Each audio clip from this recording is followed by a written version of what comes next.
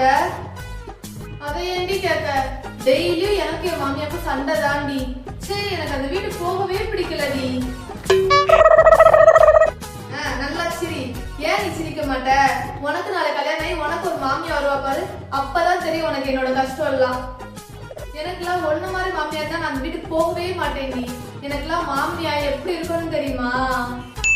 இம்மாடியே காலையில 8 மணிக்கு யாராவது சமையல் பண்ணுவாங்களா? போய் தூங்கு போ. ஆமா, நீ எத்தனை மணிக்கு எந்திரிச்ச? 5 மணிக்கா? நடுராத்திரில ஏமா எந்திக்கிற?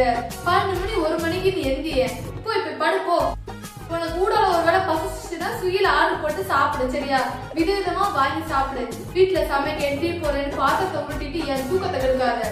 புரிஞ்சுதா உனக்கு? ஏமா ஏன் வீட்லயே இருக்க? வெளியில எல்லாம் போக மாட்டியா? உன் புருஷனை கூட படத்துக்கு போயிருக்கு, நீ எங்கேயா போயிட்டு வர வேண்டியதுமா? வீட்டுல ஏதாவது வேலை பார்த்துட்டு வீட்லயே ஏமா இருக்க?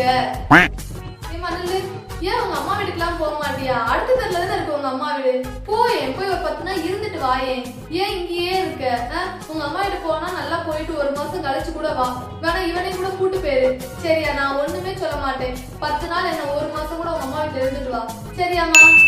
இவன் ஏன் புக்கெல்லாம் படிச்சுட்டு இருக்க? போய் போன் இருந்தா நோண்டு, இல்ல டிவில படத்தை பாரு. போய் புக்க படிக்கிற, அதை படிக்கிற, இதை படிக்கிறேன். போய் டிவியை பார்த்து போனை பார்த்து லைஃப் என்ஜாய் பண்ணுமா. போமா. இந்த பாருமா, செவ்வாய் வெள்ளிக்கு மட்டன் சிக்கன் எல்லாம் சாப்பிடக்கூடாது, அந்த மாதிரி ரூல்ஸே நம்ம வீட்டுல கிடையாது. உனக்கு எது எப்ப சாப்பிட பிடிச்சிருக்கோ உடனே ஸ்விக்கில ஆர்டர் போட்டு நம்ம வீட்டுக்கு வந்துருவான். நல்லா உட்காந்து சாப்பிடு, வயிறார சாப்பிடு, சரியா? சாப்பாடுல குறை வைக்காத, சரியாமா? இப்ப மாமி எனக்கு கிடைச்சா சொர்க்கம் தாண்டி.